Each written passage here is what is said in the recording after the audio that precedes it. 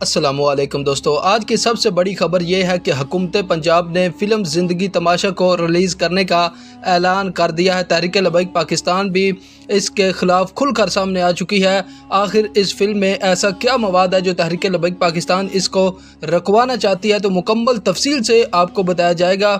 آپ سے گزارش ہے کہ اس ویڈیو کو اینڈ تک دیکھیں، چینل کو سبسکرائب کریں، ویڈیو کو لائک کریں اور کمنٹس باکس میں اپنی رائے کا اظہار ضرور کریں۔